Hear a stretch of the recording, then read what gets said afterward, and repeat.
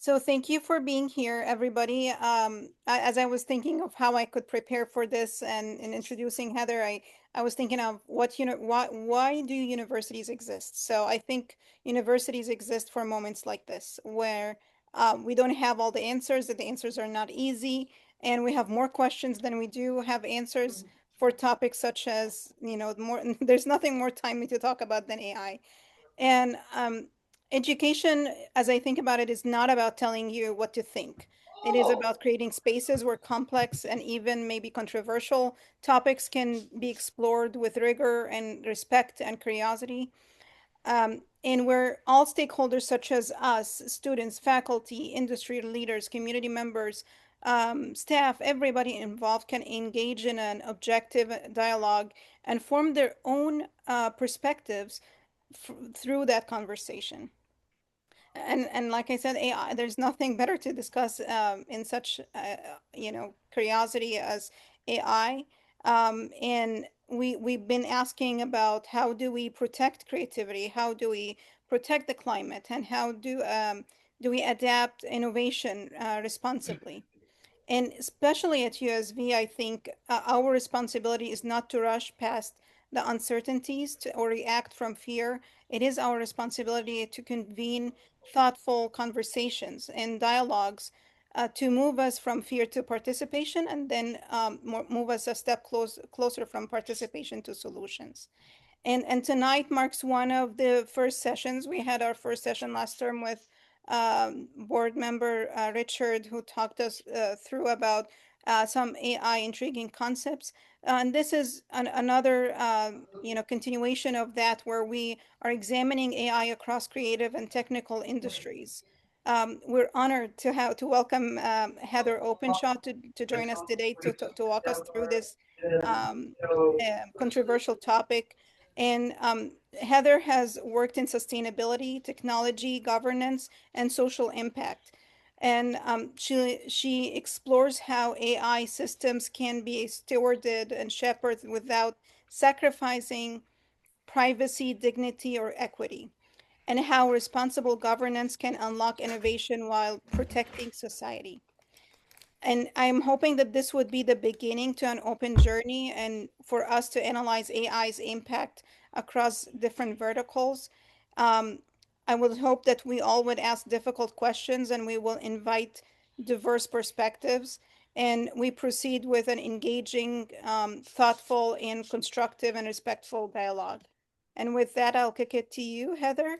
Okay, thank you so much, Diana, for that very thorough introduction. And that's also really nice for me to hear to understand a little bit of what the groundwork is for where you all are at, because I just like full disclosure is I'm coming into this a little bit blind. I don't really know the internal conversations that you all are having in your school at this point in time.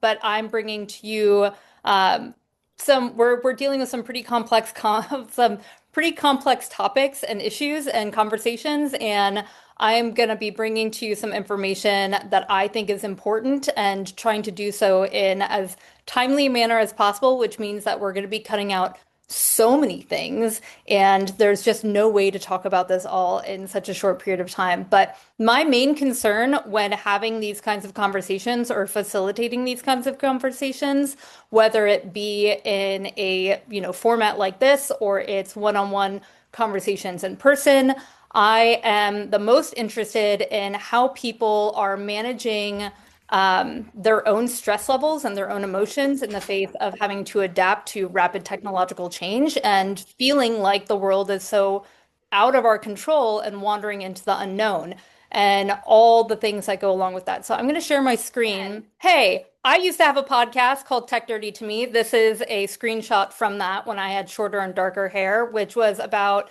an interview with the sci-fi author David Brin and the author Don Norman at the time when we were discussing how you raise AI children and whether or not we should. So if you're interested in something like that, I know Diana because I have an MBA and an MPA from Presidio Graduate School, where I focus on tech policy, tech ethics, and de-radicalization. I was very concerned about counterterrorism and mis and disinformation campaigns, especially during the era of COVID, which is when I was in grad school. Later on, I pursued some research projects. I was a researcher for Dangerous Speech Project, where I looked at how Christian nationalist networks in America use mis and disinformation and also violence inciting speech to encourage violence in their own extremist networks. And in the process of that, also saw how basically every extreme group out there uses violence inciting speech and how susceptible we are to it as humans. Later, I then did a research fellowship with Digital Impact Alliance, which I finished back in August.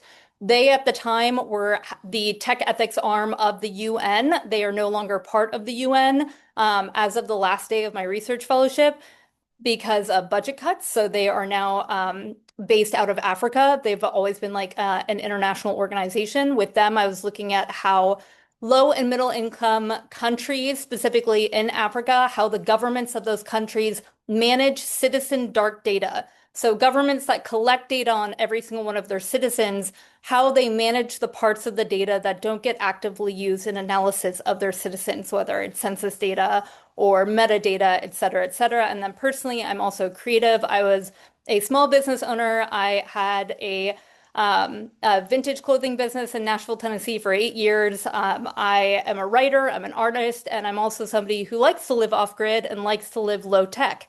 So that's that about me.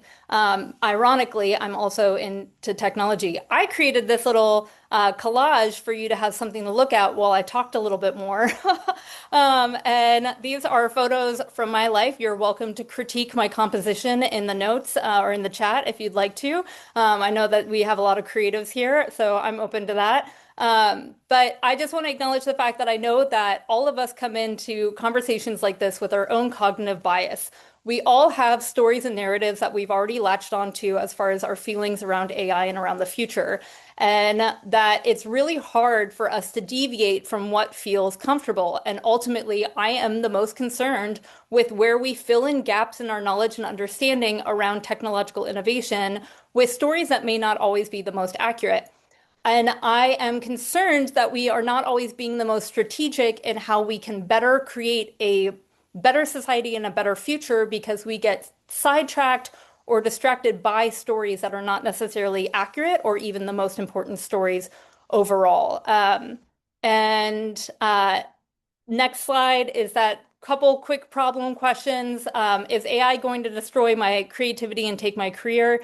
It'll destroy your creativity if you let it, largely. And is it going to take your career? Maybe. And also, it's very likely that your career will change and it will continue to change and it'll never stop changing. And that is true, more true now, maybe than ever. Is an AI terrible for the environment? Yes, no, and maybe. It's a complicated subject, and it's a subject that we're absolutely not going to have enough time to talk about in the time that we have today. We're going to touch on some high level stuff, and then I'm going to give some resources, and I'm going to invite everybody to reach out to me individually if you want more resources as far as like how we can manage issues of AI and the environment. So what am I actually supposed to do about any of this? That's up to you and also up to us collectively about how to manifest our future reality.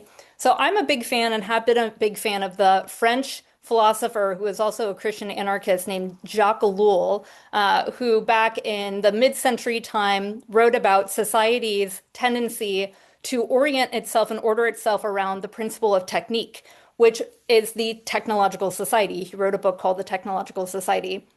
And he essentially says that because our societies are oriented around trying to automate everything and create everything to be more and more efficient, that we sacrifice our humanity, we sacrifice creativity, and we sacrifice a greater good out of doing so. And one of his arguments for how to manage this or to fight back against it is creativity. But he is a personal hero of mine.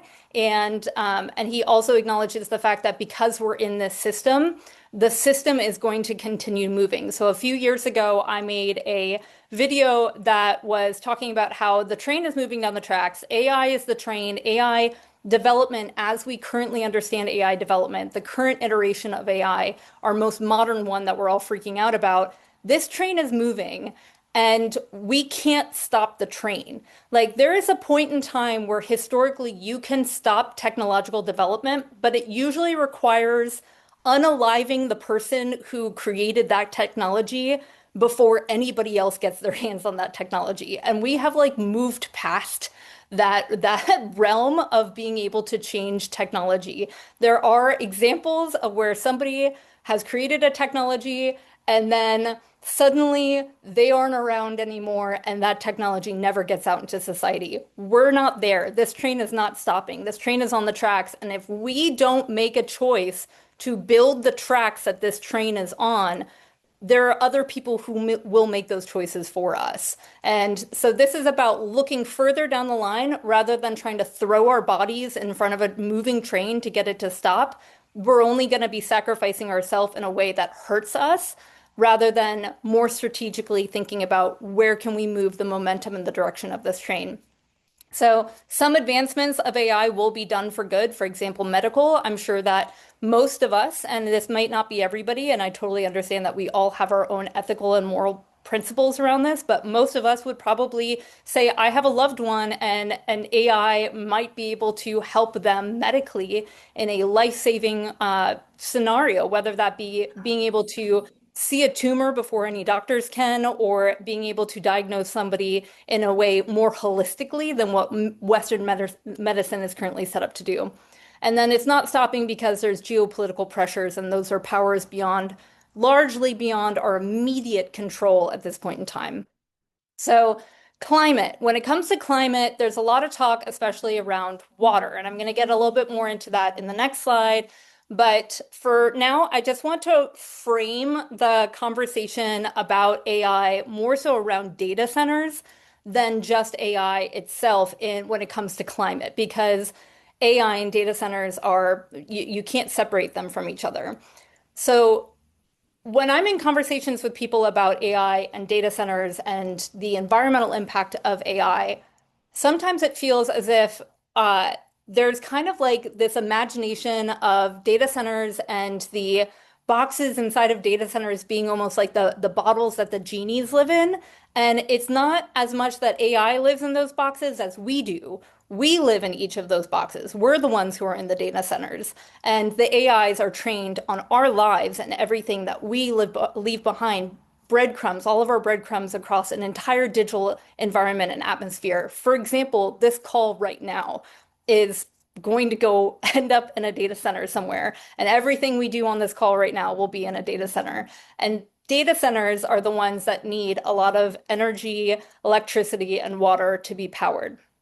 So one of the hopes, as far as like people who are investing a lot of money right now to build a lot of data centers, which may not be necessary data centers, and I'll get into that a little bit more in a second, but this speculation about how many data centers that we need, the idea is that if we have more data centers, we can collect more data of us and all of our lives and all the things that we create to train more AI. That it's not just AI creating the data, even though you can have synthetic AI data. It's that every single YouTube video we make, every single piece of art we put online, every single thing we do, every click, every email, every text message, every phone call, all of it is ending up somewhere in a data center. Everything we do digitally. And so we are the ones that create the data that goes in the data center. Now, there are better ways and worse ways to manage and build data centers that affect the environment and environmental outcomes. For example, it's very stupid to build data centers in areas where they're going to need more cooling. The hotter the data center is, because you have hot chips that are running the data centers inside of the data centers, if you have to cool those chips down, it's going to be a lot harder and more resource intensive to do that somewhere like Arizona, which is already a water stressed area, than say, for example, Alaska. But then you also end up in situations where then you have data center developers wanting to develop data centers in towns like the one that I just moved away from in West Virginia. I moved to Cleveland about a year ago to be closer to family. But before this, I was living in a very remote area of West Virginia. And there, I mean, this is like second least populated county in the state. It's like an hour to a grocery store. You're surrounded by largely protected wilderness, but there's some old coal mining lands. And these old coal mine lands, you can't develop unless you're doing something that's industrial because the land is considered unlivable and unusable because it's already so toxic. And so they're wanting to build a data center 1 mile from the elementary school of the town of 500 people that I used to live in. And this town is largely an artist town. This town is full of art galleries and artists who have moved there from everywhere from Iceland and Japan and New York and Houston and Berlin and Belgium and like everywhere that are living in this weird little artist community in the middle of nowhere. That's the most fabulous place ever. And just you walk out of your front door and you walk out into the woods, and then they want to build one of the largest data center complexes in this area. So with the water consumption, West Virginia, in this area, it's one of the highest elevation towns, so it's cooler than it would be in Arizona, for example. But it's also, when you're dealing with water consumption, there is a higher percentage of water. It's actually, when you look at rivers in the area, it has one of the highest amounts of freshwater rivers within 50 miles of this area. So it's an immense freshwater resource area, and a lot of like outdoor recreation is built around that. But if you're using this water, they're building a power plant first. The water will be used inside of the power plant to cool the power plant. Most modern thermoelectric power plants recycle the water multiple times. So they'll pull the water, sometimes from municipal, which I'm sure we've all seen like perfect union videos about like how municipal water is being affected by data center development. But then there's also more commonly that water is pulled from aquifers, lakes, rivers, etc. So they'll probably pull it because there's not the infrastructure for the municipal. They'll probably pull it from the ground, which will affect the natural environment there, which will of course affect the economy of the tourism, etc. But one of the main challenges in this is not how much water they pull. It's not about the actual water usage itself, because that water will ultimately go back to the environment. But the problem is that the water will ultimately go back to the environment. It'll go back to the environment a couple degrees warmer, enough to upset the ecological balance of that area. So if you warm up the river by a couple degrees, you can end up killing everything around that river. So this is where I think that some of our arguments around the ecological impact of AI is misplaced and has been based more so on a little bit of like reactive narratives where we feel that our sense of security and survival is threatened in this very like rapidly changing world, that we as humans, all of us are susceptible, as I've seen in my counterterrorism research and my mis and disinformation research. We are all susceptible to clinging on to a narrative that fills an uncertainty gap in our brain. And so we've created all these arguments about water usage, but water usage isn't always the problem in and of itself. It has more to do with what happens after the water is used. Most of the water gets replaced back into the environment. And so the last statistic on here, before I move on to the next screen and go a little bit more into water, which also two other things is that in the creation and use of AI and data centers, microchip development in the first place is what uses a lot of water, a lot more water than other parts of AI. And then you have AI model training, which are the worst offenders of water usage. Both of these things happen before we start using AI as a tool. So us doing queries is nothing compared to the actual development of AI in the beginning, in the microchip development, and then the training. But the training only happens once. But they're building more data centers because they want to train them bigger. And then currently, as it stands, all the thermoelectric plants in America account for 40% of the total US water withdrawals. And so that was in 2015, but that number is maybe down to like 38% right now. It's about the same. And that'll increase with data centers because we're building more power plants, so that will go up. But the second offender would be industrial agriculture after that. I cannot encourage you enough to watch this Hank Green video, and I will put the link to it in the chat once we're done with this whole thing. It's 23 minutes long. It's so worthwhile. If you've never watched him, he's a joy and a genius, and he's phenomenal, and it's entertaining and educational at the same time.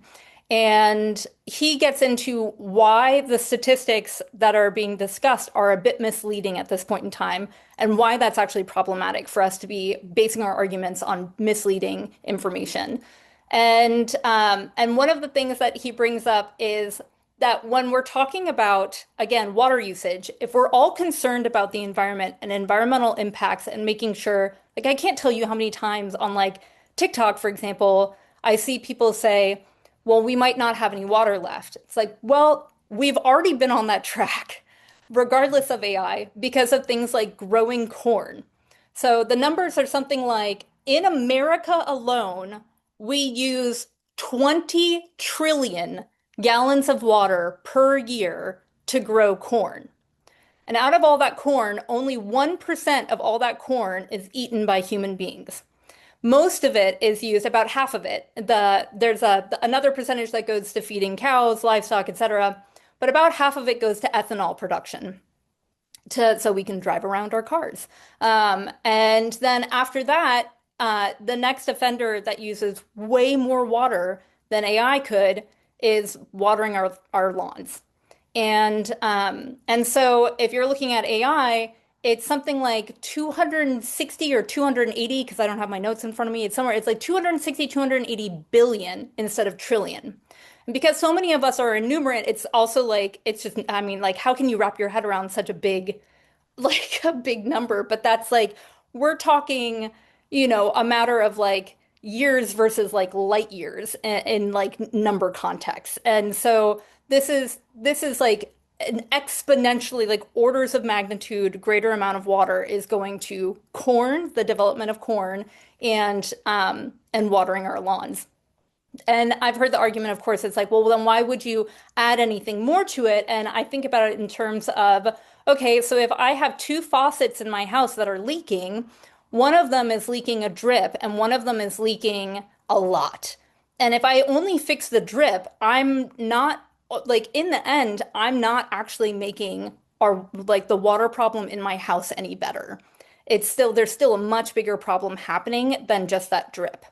And then I put a couple numbers about CO emissions, how watching 1 hour of YouTube, 1 hour of Netflix, there's also a Zoom call like this for an hour releases more CO than one AI image generation.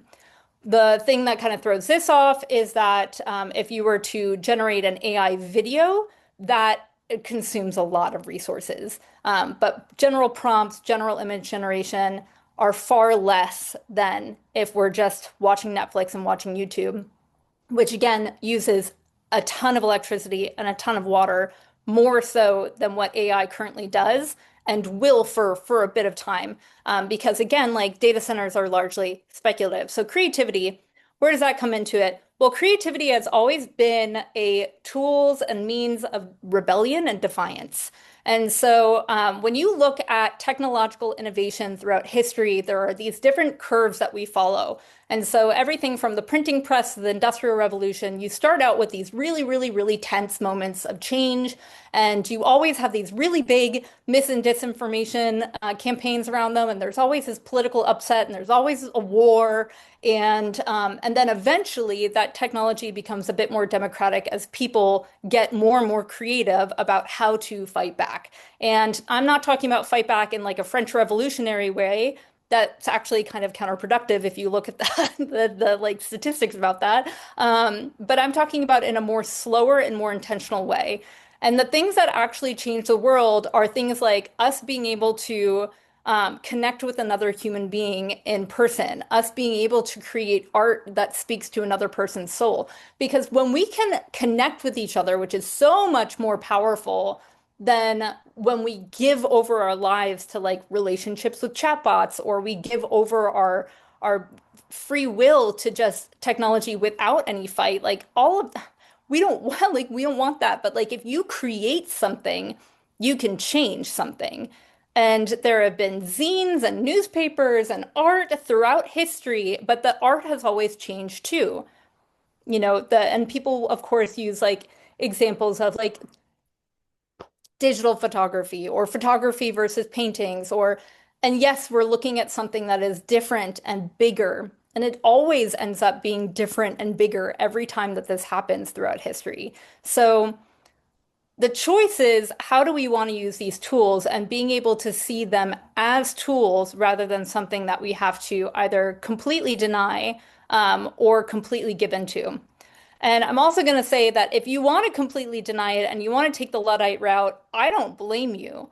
And if you want to go the route of living off grid, I also don't blame you. It's kind of great. Like, it's kind of great. So, if you want to do that, go for it. But if you're in this school right now and your goal is to reach a certain like outcome, the outcomes are going to change and you have to be adaptable. Who's better at being adaptable than creative people?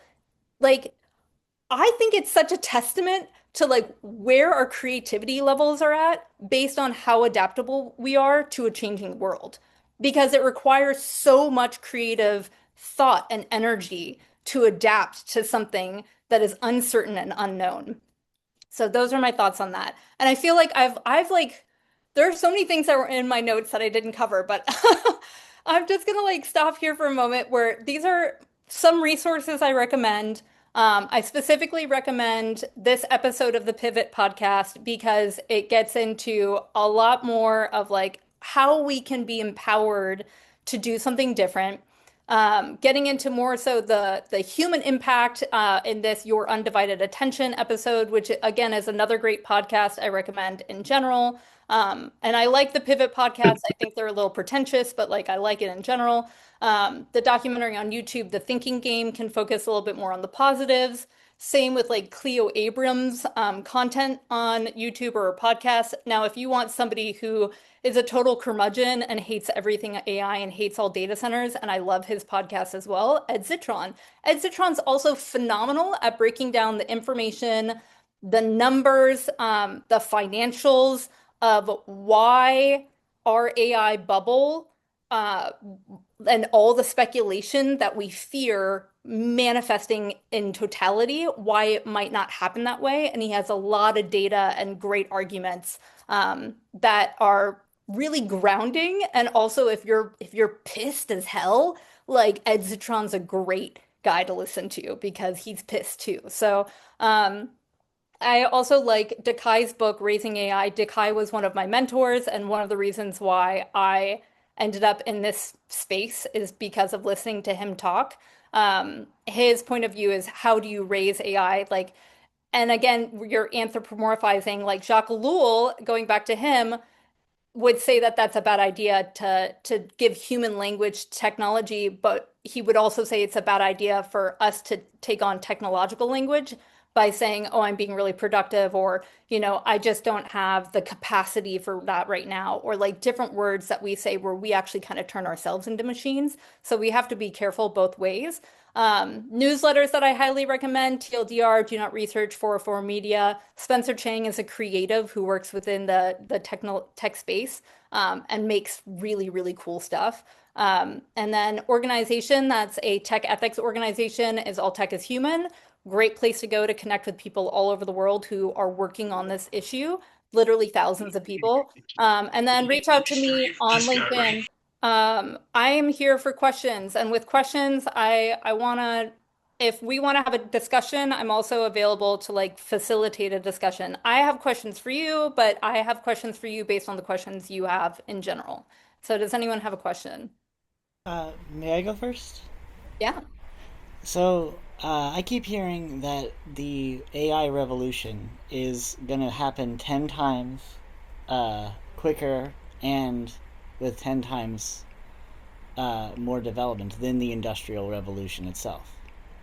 And when you're talking about like, oh, they'll heat up the water and basically kill the towns that they place these data centers in, it's like, is like the development of AI going to be more impactful to the environment than our fear that it's going to take over and fend for itself and just advise people to give it resources and then cut off people altogether when they're not necessary, like so many horror movies depict, but rather that we would build ourselves a ditch, uh, a big AI hole in the ground that nothing can grow from.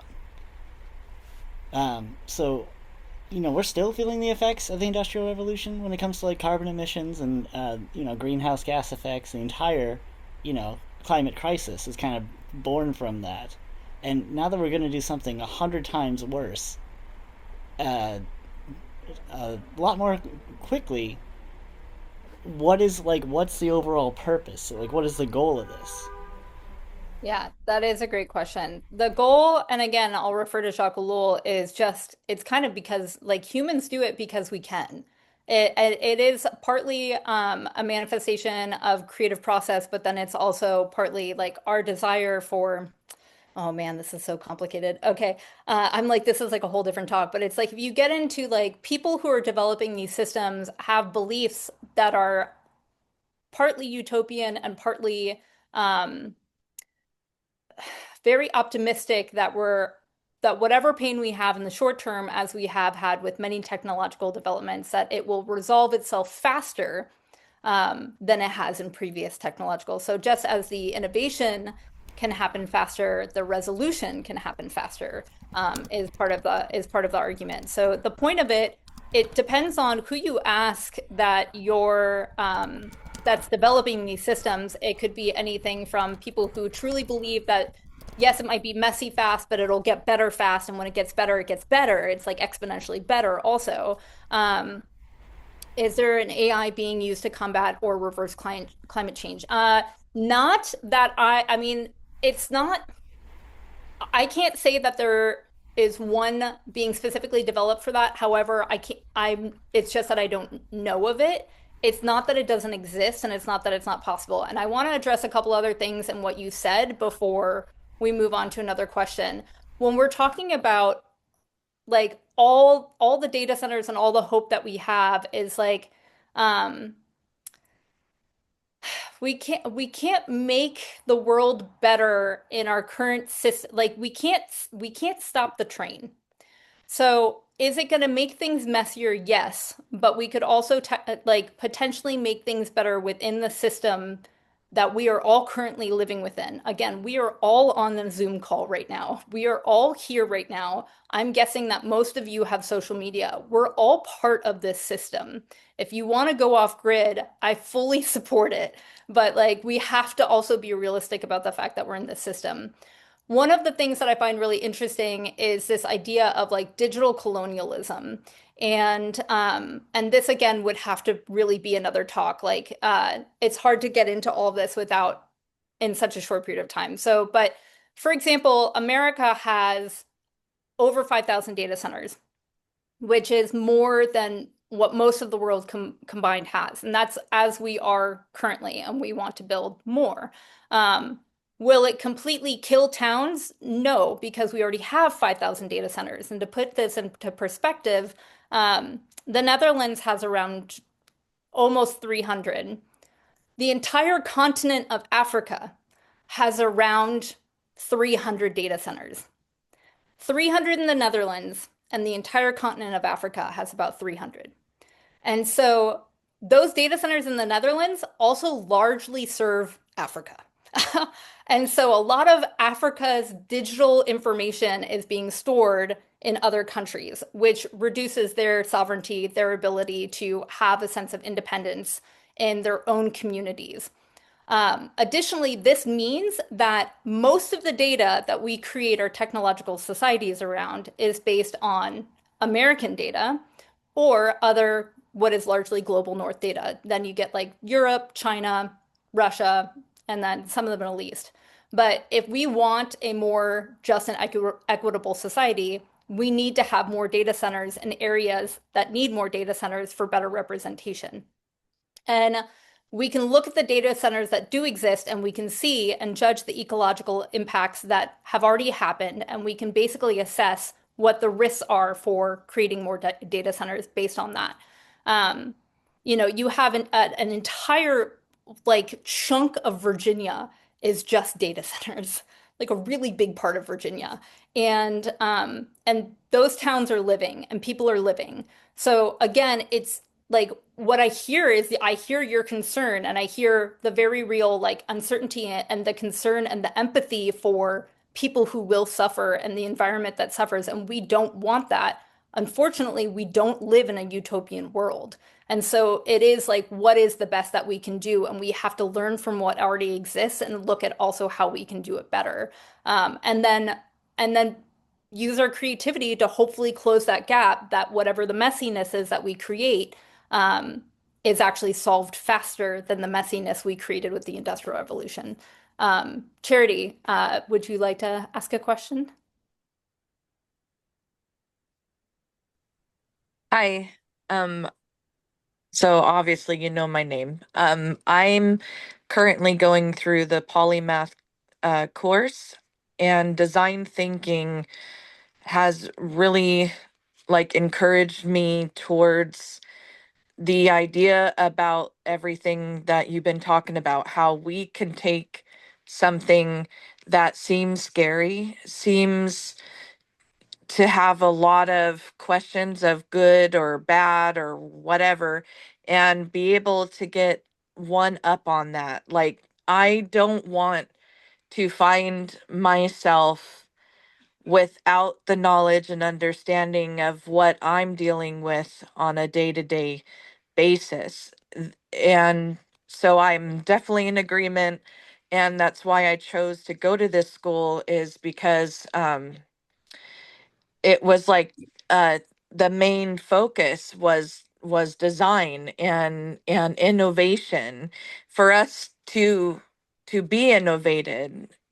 Innovation itself, we're gonna be creating, we are creators, and so being human, and throughout history, like what you were saying, is that we have always come up against something new, something different, and the ones that have survived are the ones that have asked, what can we do to to help this be a positive thing for our society instead of a negative.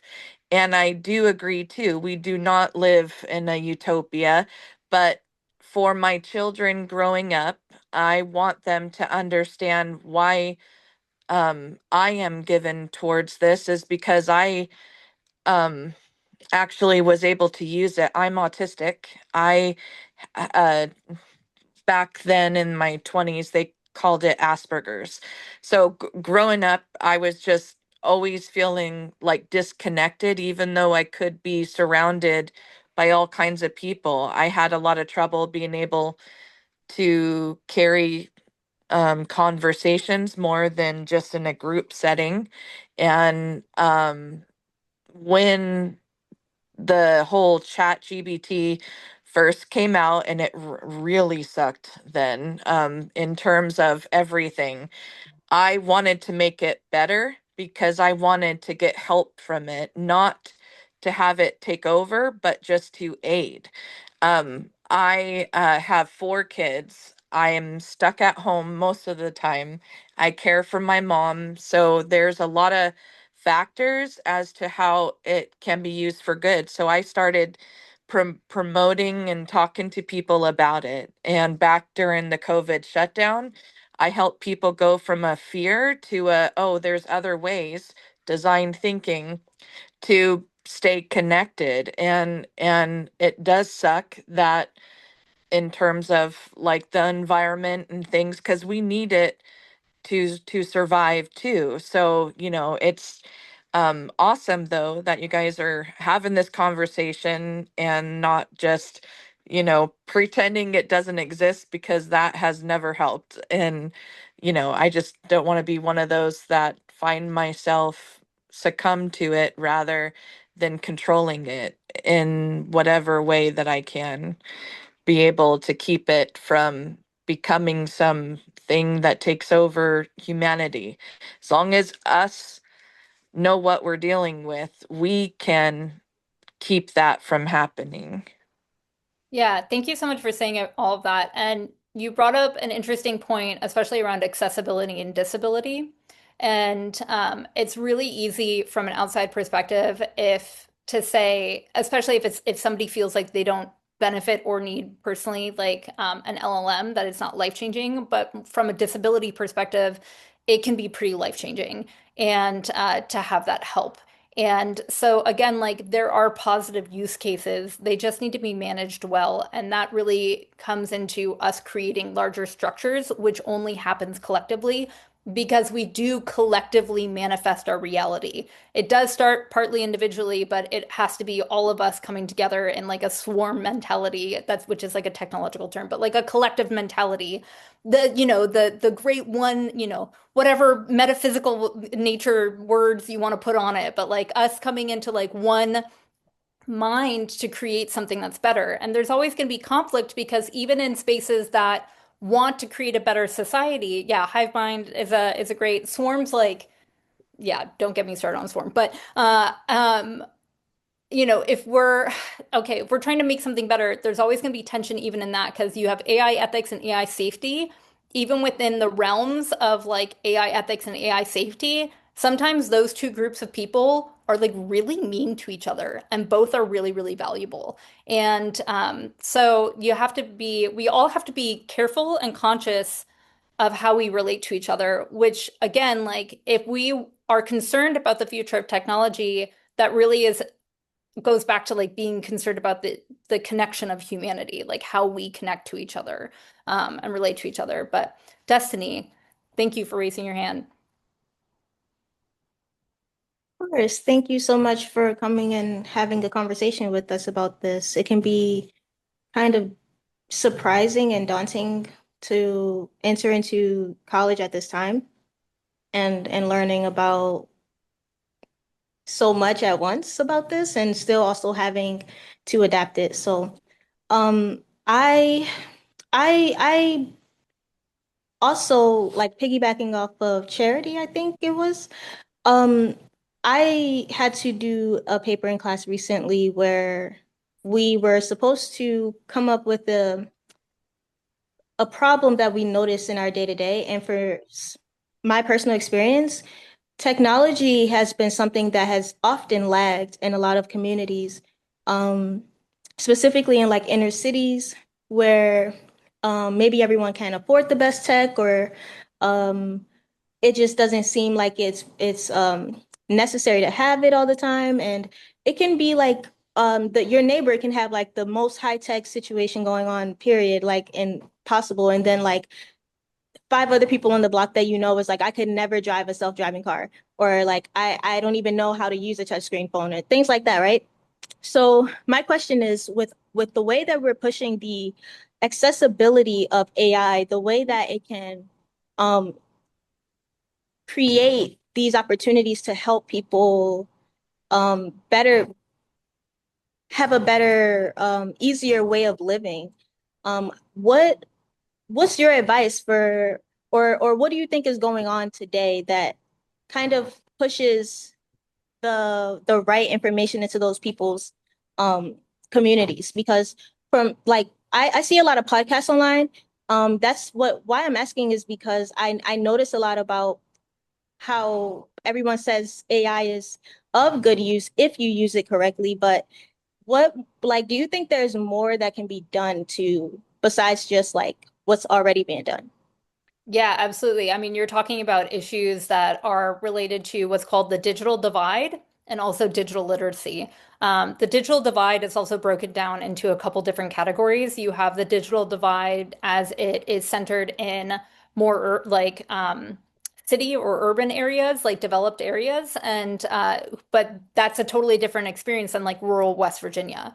And so, but the digital divide will exist equally in both places, just it looks different and how you approach it is different. So like in a city, for example, you might have people who don't have access to smartphones or don't know how to use smartphones. I mean, you can have people in West Virginia who don't have access or don't know how to use it either, but more likely you're going to have people who don't even have cell phone service. Like I can't tell you how often living in West Virginia, how much have not had cell phone service. And like you have to be prepared for everything in that case. And it's a different kind of digital divide. And but in all cases, people get left behind. And this is a nuanced issue and argument because there's one argument that people make, which is, oh, we have to create all this technology and we have to push all of this technology onto people because if they don't accept it and they don't learn from it, they're going to get left behind. And so there creates this like sense of panic that if you're not learning about everything and you're not accepting everything right away, you're going to get left behind. Now, that kind of like panic about progress is overblown, but there is still a kernel of truth in it. Of like, if you want to live in the world, in certain spaces in the world, you have to know the rules in the game of the world. But you can be in the world, but not of it. You know what I'm saying? Like you can be in these spaces, but you don't have to hold the values of those spaces at this in the same ways that other people might. And so when I think about things like closing the digital divide, I think about things like needing to create digital quiet zones for people who also want to opt out of digital spaces or digital lives, that when instead of pushing at all digital development onto everybody, that for people who don't want it, that there can essentially be like quiet zones. And I think that we need that both in the sense of like natural preservation. So, like Green Bank, West Virginia, where you're not even allowed to play the radio and you have total quiet.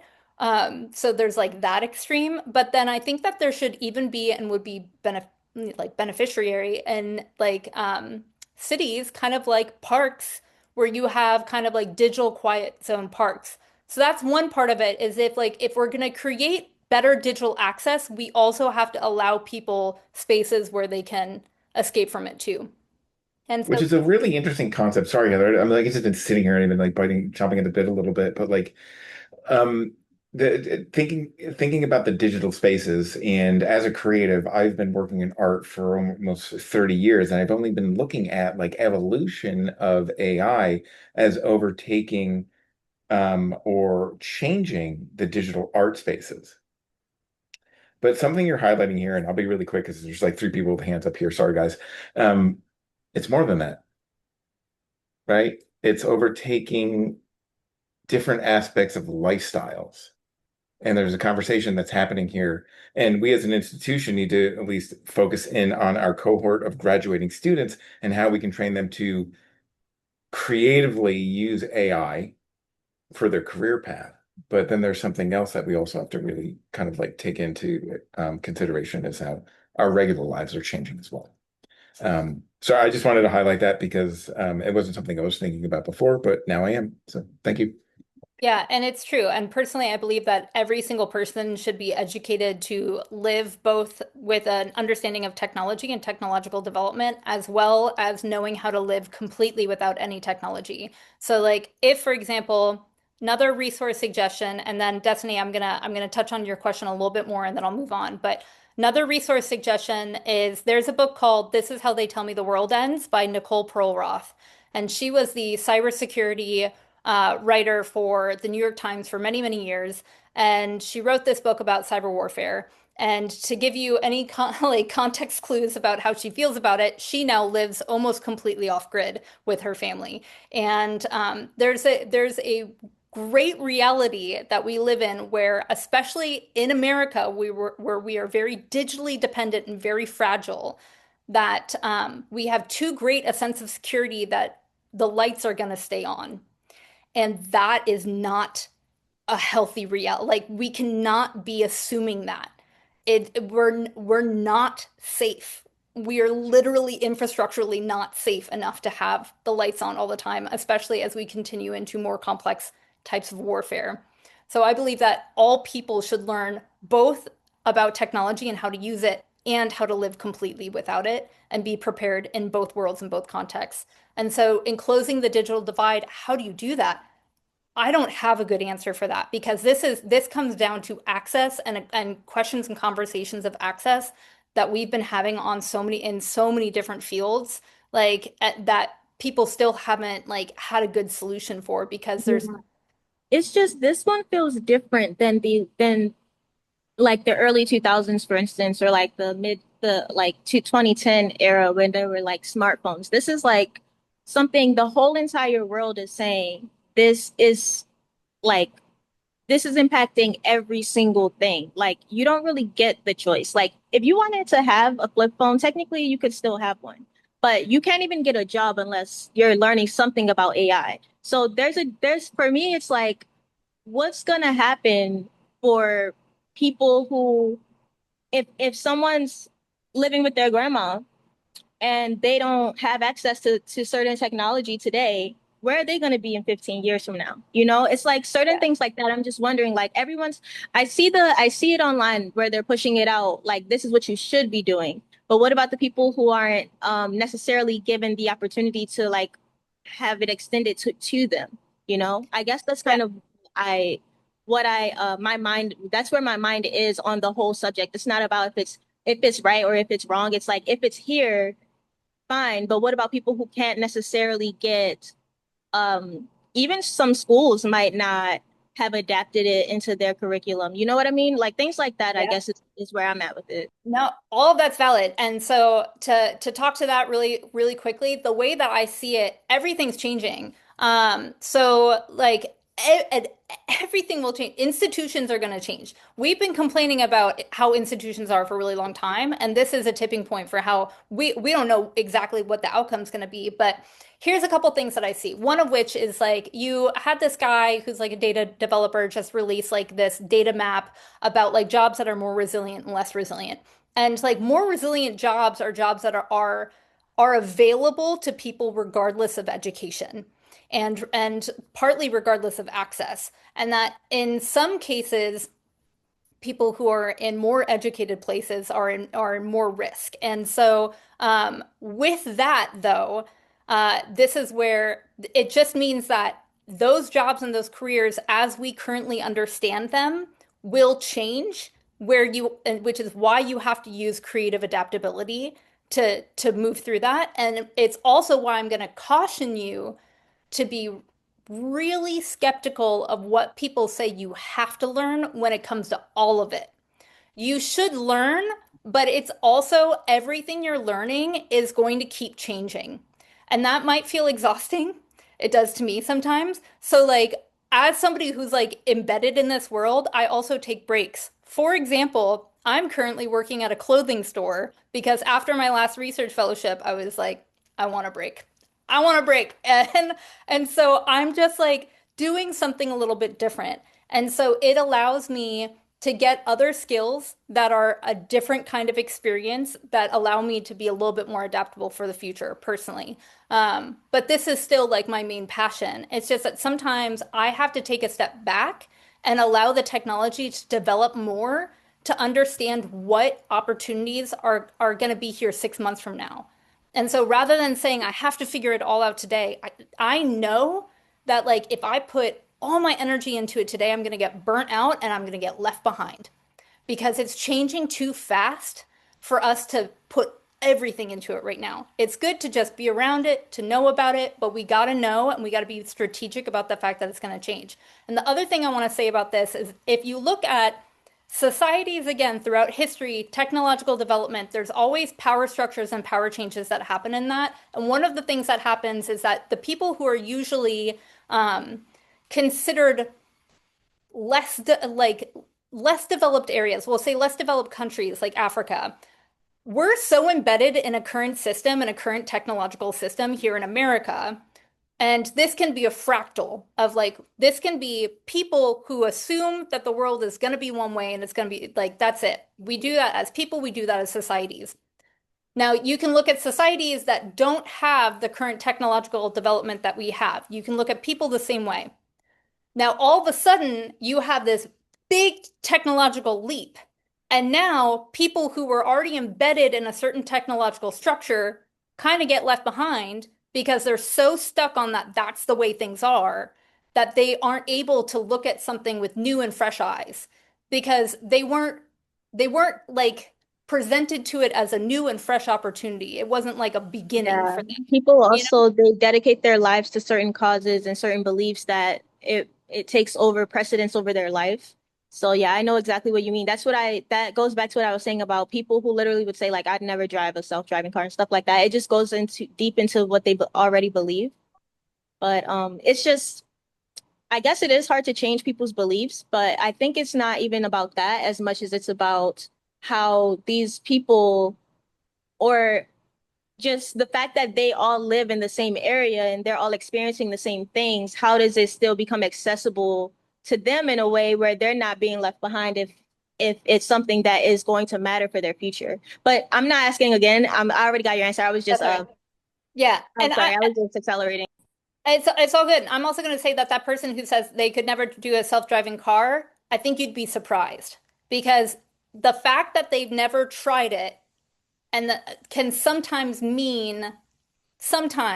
mean that they're able to like jump forward into a new world because it's a world they didn't know before. They don't have a preconceived notion about that world. This is all individual. It's not, there's no one answer for it. But okay, Evan, uh, hello. Hello, Heather. Thanks for coming and speaking with us tonight about this very important topic. I'm a professor of practice here in the game design development program, and specifically focus on game writing, storytelling. So as a writer and an educator, it's a topic of great interest to me. So I'm going to take a different position, I guess. My question has to do with the limitations of AI and I'm sure you've heard of the AI bubble that we Mhm. may be in. And so, like you said, we kind of find our own research. Maybe we follow the leads that align with our worldview. But from the point of view of the text-based LLMs like ChatGPT and kind of following the history of it, and the feeling that it was going to exponentially keep getting better and better the bigger the training data was, the bigger the data centers were, and that stopped happening. And in fact, it's not that different than it was a few years ago, and that it seems like it's probably not going to get much different than it is because it's, from what I'm seeing and hearing, it's essentially hitting a dead end because it's got all the data it's going to get, apart from calls like this and whatnot. But basically, the world's knowledge is already in there, and its hallucinations are built into the design. That is not something that can be changed because it's intrinsic to the design. So I was at the Game Developers Conference this week, speak to many different people, and I ended up talking to one of the people who basically was one of the main people who designed Siri for Apple. And she said, "Oh, by the way, that's not AI. It acts like it, but it's actually very different than these systems. It's a bunch of JavaScript APIs." And quickly talked about things that I don't understand. But I basically said that to her.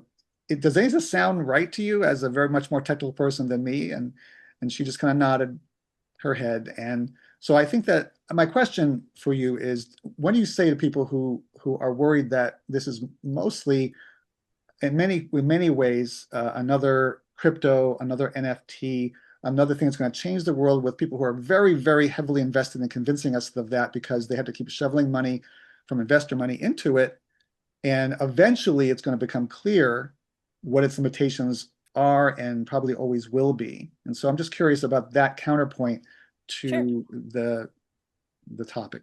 Thank you. Yeah, I don't even think it's a counterpoint. That's why I recommended Ed Citron. I think that you should listen to Ed Citron and him break it down. Is that like I consider myself an AI moderate, if you will. I don't know what else to call myself. Like I'm not going to say a realist because it's what is reality? Like and but when it comes to what you're saying, yes, we are in an AI bubble. yes, AI is absolutely limited, but no, we don't have the world's data, which goes back to like what I say about like who's represented and who's not. And that with more representation, we would get more information, but only about some things. And AI is going to be best used in certain contexts. So, for example, again, like medical image analysis, and like there's different things in which AI will be very good at. AI will also be very good at um, uh, taking people down rabbit holes into really disturbing neural pathways with AI companionship. And so there's all kinds of things that AI can be good at. And so we will hit a wall developmentally. We have invested too much money into this. And again, if you look historically at what we've done with technological development, what we're in right now is a speculative bubble, and it will burst. And when it bursts, there will be things on the other side of that bubble burst that will still last, and then there will continue to be innovation. And so AI will continue to change and will continue to improve, but in ways that we may not be able to necessarily predict at this exact moment. But there is a lot of data about where AI is not productive and where AI is being more productive already. And does that mean that this is the end version of it? No. But we're going to be in this kind of like AI purgatory for I don't know. Like, I don't know. I don't know how many years we're going to be in this space. And again, like to go back to like what Liam said about like these things are happening exponentially faster, it might be a pretty rocky ride for a couple years. Like we're on a roller coaster in a way. But I can't tell you how long. Again, Ed Citron's a little bit better at like formulating some numbers and giving you some like ideas around that, but even some of his predictions have not come out correctly. And some have. But yes, we are in a space where it is not the end all be all. It's not the God that some of them want, that some of the developers want. And and yeah, more will be revealed is ultimately my answer. Okay, thanks. Yeah, I was also looking at a anonymous survey in the games industry that showed that that use of AI was actually declining now. That some companies had kind of brought it in, trying to use it for different things, and were backing away from it in many cases because they just didn't find it could do the things they thought it could. Yeah, and that's going to be true for a period of time, and then eventually it will change. I just don't know when. But that's kind of part of the speculation is like people are saying, oh, well, if we just throw more money and more data centers at it right now, we'll get it to get there faster. But that's not always the reality. And again, like looking at technology like through a historical lens, we're approaching this subject with certain assumptions that may not be accurate. And we usually don't overcome those inaccurate assumptions until there's a bubble burst and we have those like, rose-colored lenses are crushed under the feet of economic devastation. And then we're able to see where we actually need to improve, where we shift our energy, which again is why I think it's important that whether or not you're an AI optimist or AI pessimist or wherever you land on the spectrum, it's really important to be strategic about where you put your energy and your time and your arguments and your effort into what this world is. And which is why I would encourage you to, take a shower, relax, like eat a good dinner, hang out with a friend. Like we can't forget that like our life is still happening in the moment and that these things are really big and largely like we will be largely adapting to them. But if you don't take care of yourself, then you can't be creative, and that creativity is really what is going to move the needle most of all. It is our creative output that then creates the world that we live in. So So take showers, eat well. Got it. Thanks, yeah, Heather. take showers, eat well, hug your mom if you Okay. if you all get along. I don't know. We So get along. yeah. Thank Um, you. and okay, so before I go to Brianna, I'm gonna look at who benefits most from developing data centers for AI. Well, the people who believe that they're gonna get money from it. So wherever the money goes, that's usually who's benefiting the most. Of course, you can make like downstream arguments for like again like digital decolonization of ensuring that everybody has equal access to creating the digital world that we live in. So like creating more data centers in Africa, or like a government owning its data centers so that it's not a national security risk by another government owning its data center and having the potential to cut off all of its citizens from their data and their access to it. So that's a multi-layered question. And with deepfakes and false results, does AI question reality to a fault, maybe even cause mass confusion? I think it causes mass confusion because I think humans are prone to mass confusion. I think that's just like unfortunately like part of our flawed human nature, and we all have to kind of like take a breather and ground ourselves and not get just like lost in our nervous system firing, and like look at things through a little bit more of an objective lens. Deepfakes, false results, we're gonna need laws, we're gonna need structure. Again, that's gonna require creative minds in legal spaces and policy spaces. So and then as far as schools teaching AI ethics, a lot of them aren't, because that is a job that I want to do. And I just talked to a teacher yesterday about it, and it's not really happening yet. So, okay. Brianna. Yeah, hi Heather. Thank you so much for doing this talk. It's really interesting. I'm similar to Evan. I'm a professor at USV and I teach psychology to the gaming students. I have a pretty straightforward question going back to the data centers. So, given that water disclosure requirements are still largely voluntary, from what I understand, what is your timeline estimate or prediction, I guess, rather, for when ESG reporting on data center water consumption becomes mandatory? And which regulatory body do you think moves first? And if you don't know, it's okay, but I do really am curious about Yeah, that. that's a great question. And that's like, as somebody who's like close friends with people who are actually fighting the data center in the town that I was living in, that's near and dear to my heart. Like, there's just a lot of that depends on political outcomes. In our current political landscape, there is no timeline and for when that's going to happen. And so, really, we would have to have a different set of values being prioritized politically, and I can't tell you when or if that's going to happen for any time in the near future. My hope is that it will, but again, things are a bit unpredictable right now. And as far as like trying to see, well, the data centers and the power plants don't always have to disclose it. There are ways of measuring some of those things anyway. And then which regulatory body do I think moves quickest? Again, that kind of like depends, but I would say state, just like state lawmakers. So, for example, in West Virginia, they were very quickly and with far less attention that goes to the federal government. The federal government might get more pushback because it ends up in the national news, in the news that you're reading about, covered on social media, et cetera. But when it comes to local and specifically state, because there's more power in the state than there is just in like the county. But using West Virginia as an example, last March is when the same day that the permit for the power plant that's going to be powering this data center in Tucker County, the same day that that was put in is the same day that West Virginia passed a House bill saying that local municipalities had no rights in saying where a data center would or would not go, or any power plants that would power a data center. Both were covered in the bill.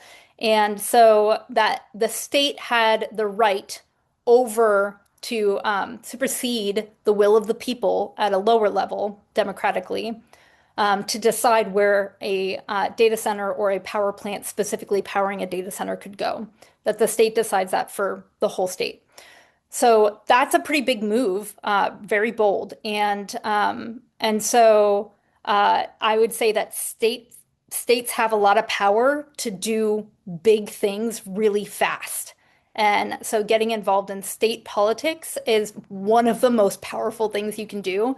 Like federal, okay, local, absolutely, like it's your neighbors, but like if you get involved in state politics, it's just a different game for having for the amount of power that you get. And like my dad was also a local politician. My dad was a county commissioner. And so like I grew up watching how much can change and how much like county politics and state politics and all these things are involved with each other. So, but if you really want fast power, state politics is what I would say. And then when you've raised your hand a couple times and then you've taken it down, I just want to check in on you. Oh, yeah. Oh, well, I wanna. Sorry, I was just thinking if like if it's a question, like if it's a good question or not. But I wanted to know like because I have been in the curious zone of like what is causing data center to use like a lot of water because like I feel like AI is very new. Like I feel like I mean like it's been a thing for a while, but I just don't understand. Like the only AI tool I know is Gen AI, right? I'm like, how is this little image generator using so much water? But I recently found out there's it's more than just Gen AI. People are using it for like 3D modeling in the other industry. You got customer services and all other like commercial use and like maybe military use too. So I wanted to ask you like so is it the water if is it the data center that's using a lot of water or is it the power plant that's using a lot of water to um with the whole, water issue? Yeah. It's both, but power plants more than data centers both use water though, and then how much water is used is based on how hot the chips get, based on how much they have to work, and so the more work, these yeah like hot running GPU chips exactly. So it's like if you're sending out more queries, so to create an image requires more energy because it's just more bits of information. And so the more bits of information that are being processed, the more space is being used within the hardware and heats it up essentially. That's like the simplest way I can break it down. And yeah, that's why images and video, but images aren't great, but video is like a lot. Video is like a lot. Okay. It's And like a also, lot. Yeah. sorry to cut you out. And also like should we keep in mind as a student, like should we be very mindful about using AI? Like, should we just have our computer turned off? What are some solutions do Yeah. you So wanna give? I, yeah, I mean that's complicated because again, it's like this is comparable to like when people say turn off your faucet when you brush your teeth and like but yet you have people growing water consuming crops and so it's partly a personal choice.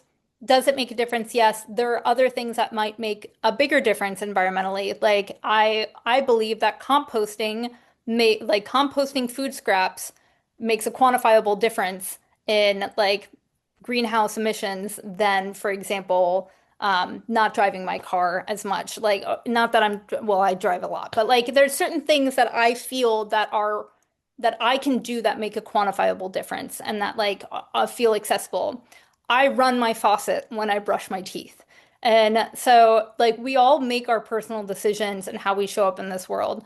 Um, Now I'm also somebody who would totally live off grid and live with no electricity and no water, and that could potentially still happen in my life again and for a longer period of time. But like ultimately, we're collectively we make a change, but it doesn't make as big of a change as far as like changing the industry and creating better solutions within the mechanics of the system as it exists, if that makes sense. So you can turn off your computer. I mean, you can watch YouTube a little bit less. You can make less images on AI if you want to, but like you can be more aware of that. It's good to be aware of those things, but ultimately don't feel like you have to save the world by not doing something if it's beneficial to you.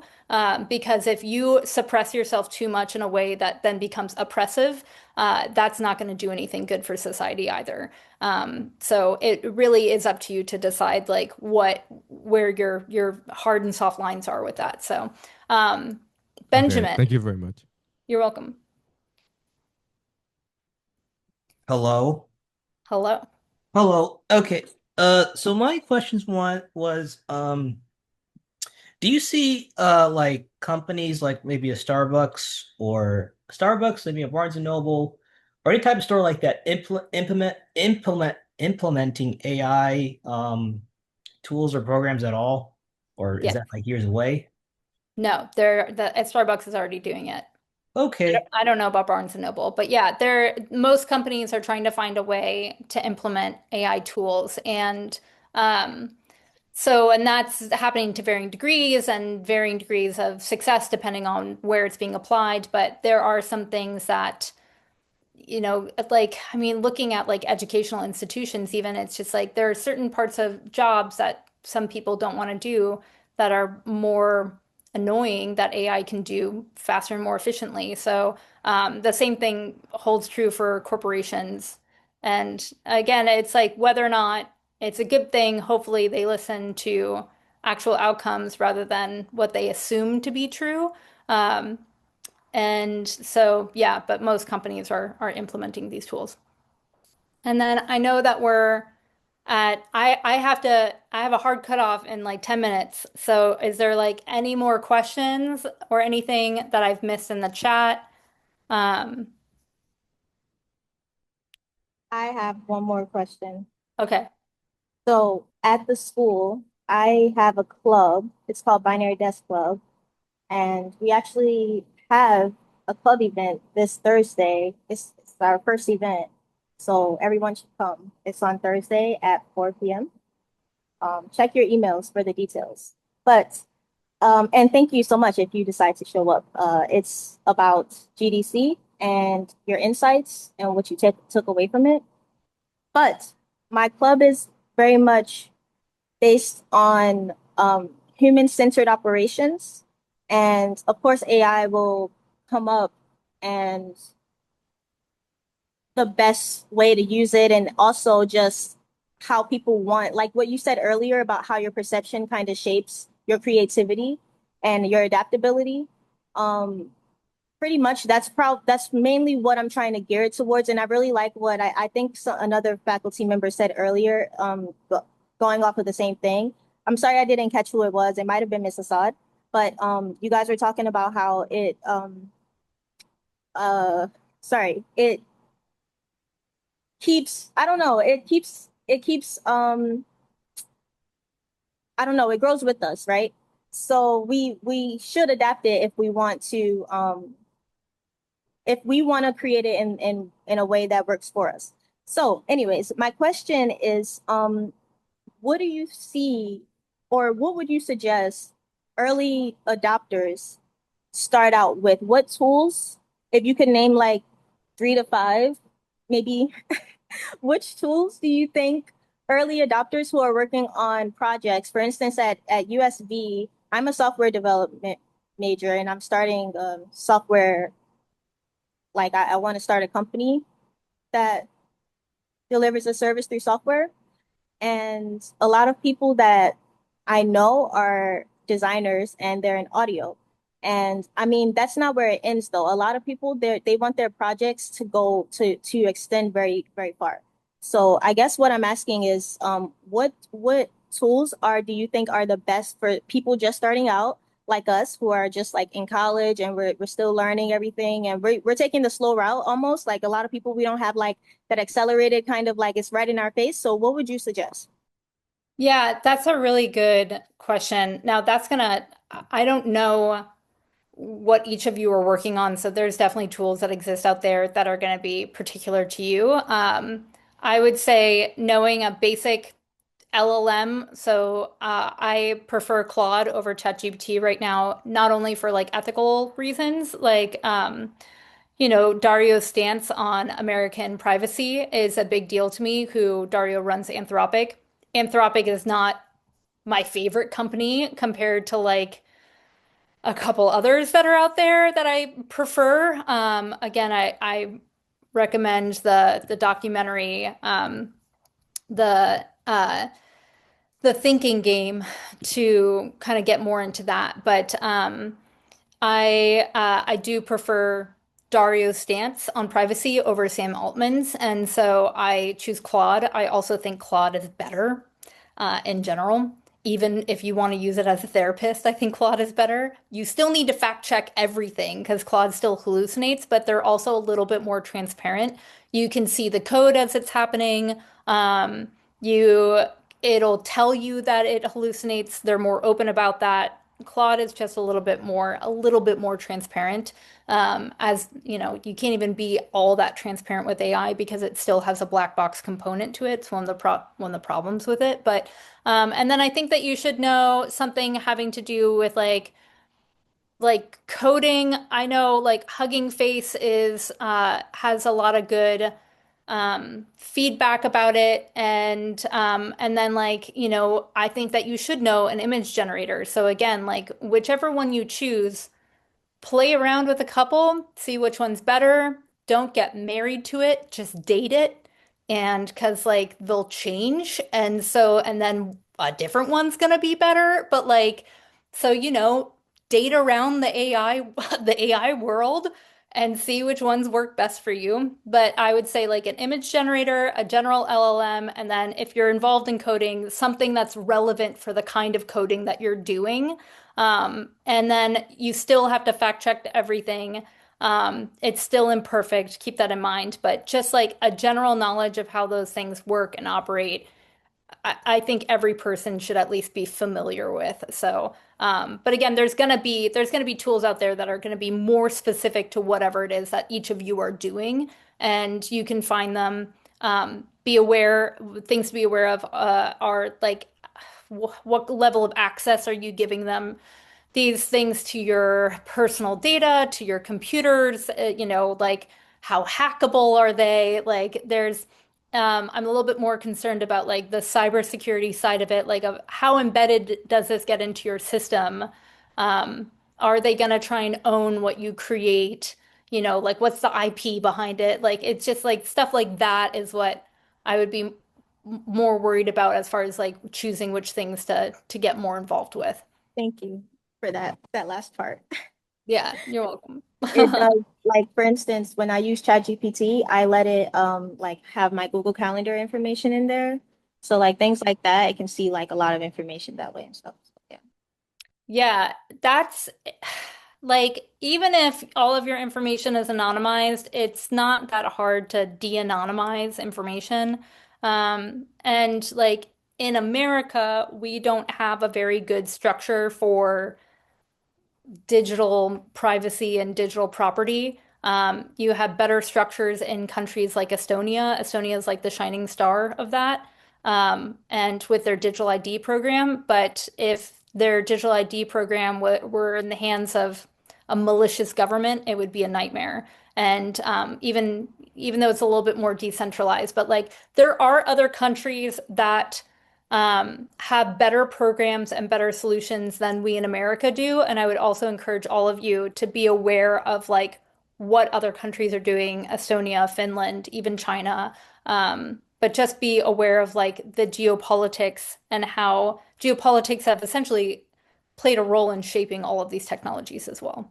Well, thank you so much, Heather, for coming and speaking to all of us. As you can see, there is hunger amongst the different community groups, and let's talk and see if there would make sense for us to have another one of these. And do you wanna, if you wanna close us with any final notes, I'll leave it to you. But I wanna close with much gratitude from our USV community. We loved it.